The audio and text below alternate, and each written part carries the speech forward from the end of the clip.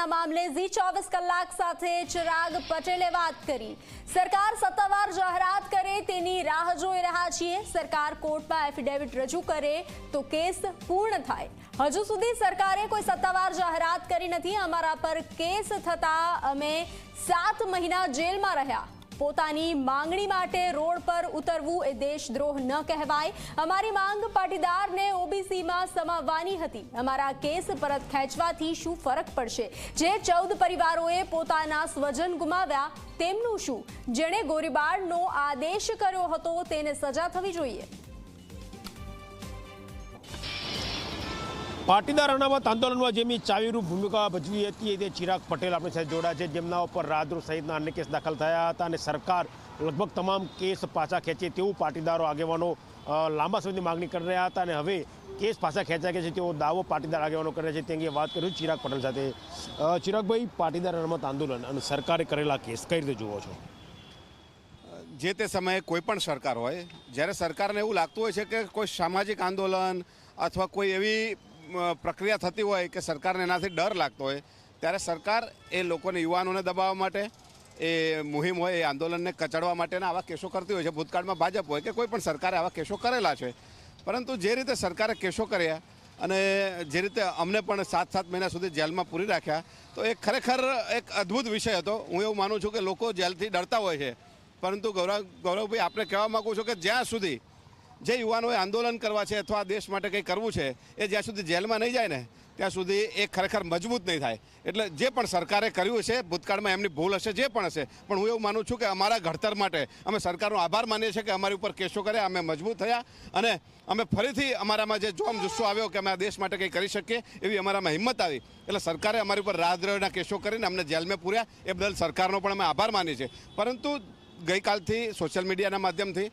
અને આપણા ઇલેક્ટ્રોનિક મીડિયાના માધ્યમથી જે અમારી સામે આવી રહ્યું છે કે સરકારે આ કેસો પાછા ખેંચ્યા, પરંતુ અમારી પાસે કોઈ આવી ઓથેન્ટિક માહિતી નથી અને જ્યાં સુધી સરકારમાંથી એના કોઈ પણ લીગલ પ્લેટફોર્મ ઉપર હોય, એ સીએમઓનું પ્લેટફોર્મ હોય કે ગૃહ મંત્રાલયનું કોઈ પ્લેટફોર્મ હોય, ત્યાં સુધી એના ઉપર એ માહિતી ઓથેન્ટિક ન આવે ત્યાં સુધી એ પ્રક્રિયાને અધૂરી ગણી શકાય અથવા એને સાચી માની ન શકાય। એટલે અમે રાહ જોઈ રહ્યા છીએ કે સરકાર એના કોઈ ઓથેન્ટિક પ્લેટફોર્મ પરથી એની જાહેરાત કરે યા પછી એની પ્રેસ કોન્ફરન્સ કરીને જાહેરાત કરે। અને ફક્ત સરકારે જાહેરાત કરવાથી કોઈ કેસો પૂરા નથી થઈ જતા, એની પણ એક લીગલ પ્રોસેસ હોય છે કે સરકારે પણ એફિડેવિટ કરવું પડતું હોય છે કોર્ટમાં, અને જ્યાં સુધી કોર્ટનો નિકાલ ન આવે, એ કેસોનું સ્ટોપ પૂર્ણવિરામ ન આવે ત્યાં સુધી એ કેસ ચાલુ ગણાય છે।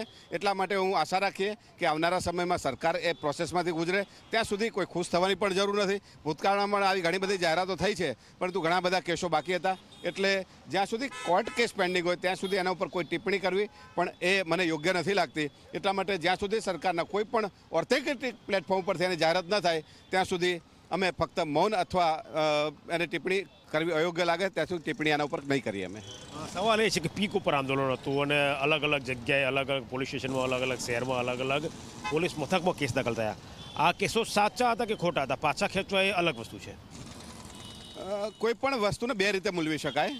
સરકારને એવું લાગતું હોય કે કોઈ પણ ગવર્મેન્ટ હોય તો કે આ કેસો સાચા છે, કારણ કે એમને સરકાર બચાવવાની હોય છે, એમને યુવાનોને દાબી દેવાના હોય છે, યુવાનોનો જે આક્રોશ હોય અથવા યુવાનોની જે નવી લીડરશિપ પેદા થતી હોય એને કેવી રીતે દબાવી દેવી કે આવનારા ભવિષ્યમાં કોઈ નવા યુવાનો બીજા યુવાનો ગભરાય।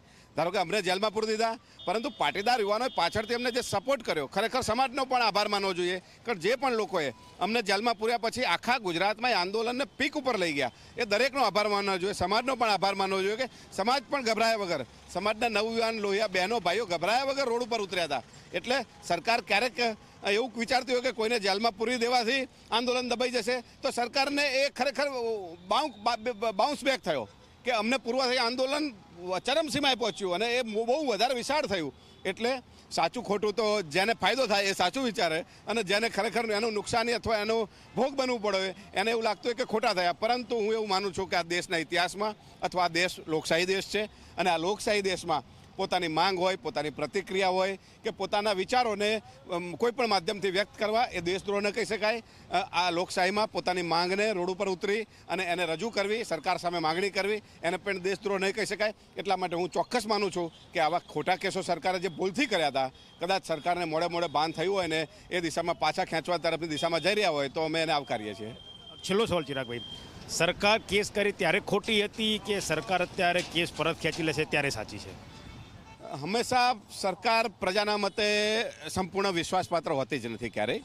જ્યારે કે અમારી માંગ હતી અનામતની, અમારી ઓબીસીની માંગ હતી કે ભાઈ પાટીદારો આખા દેશમાં ઓબીસીમાં છે, તો ગુજરાતના પટેલોને પણ શા માટે અન્યાય કરવામાં આવે છે? ગુજરાતના પટેલોને પણ ઓબીસીમાં રહો તો અમે અમારા ભાઈઓની વચ્ચે એક જ કેટેગરીમાં રહી શકીએ. આજે હું ગૌરવભાઈ આખા દેશનો હું પ્રવાસ કરું છું, તો જે આઝાદી પછીની જે કેટેગરીની વહેંચણી કરવામાં આવી છે એમાં ગુજરાતનો પટેલ ઓપનમાં છે, મધ્યપ્રદેશ યુપીનો પટેલ ઓબીસીમાં છે, અસમનો પટેલ એસસીમાં છે, કોઈ એસટીમાં પણ છે.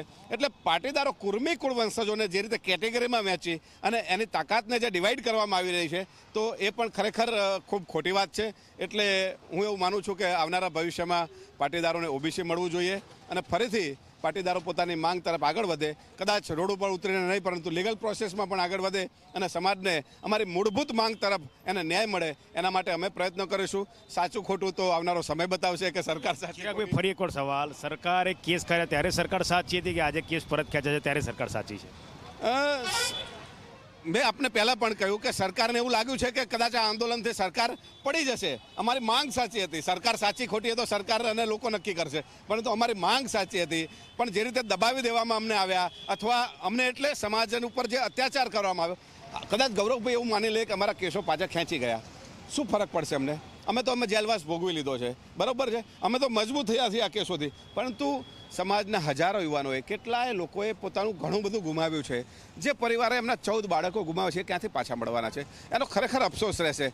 એટલે હું એવું માનું છું કે સરકારને જો ભૂલ સ્વીકારી હોય કે કદાચ આ કેસો ખોટા થયા છે, તો સરકારે જેના આદેશથી આ ગોળીબારના આદેશ આપ્યા અને અમારા 14 ભાઈઓ જે રીતે શહીદ થયા, તો ખરેખર એમને પણ સજા થવી જોઈએ એવી અમારી આવનારા ભવિષ્યમાં અમે મિટિંગ કરી અને એ મિટિંગમાં જે પણ અમારો નિર્ણય આવે બધા લોકોને એ અમે આગળ વધીશું. આભાર. તો આ હતા ચિરાગ પટેલ, જેમનું કહેવું છે કે હજુ સુધી સત્તાવાર સરકારે કોઈ જાહેરાત કરી નથી અને કદાચ જો સત્તાવાર જાહેરાત થાય પણ તો પણ જ્યાં સુધી લીગલ બેટલમાં સરકાર પોતાની વાત રજૂ ના કરે ત્યાં સુધી કેસ પરત ખેંચ્યા કહી શકાય નહીં. ત્યાં સુધી તેઓ થોભો અને રાહ જોવાની નીતિ અપનાવી રહ્યા છે. કેમેરા પર્સન ઉમેશ પરમાર સાથે ગૌરવ પટેલ, ઝી મીડિયા, અમદાવાદ.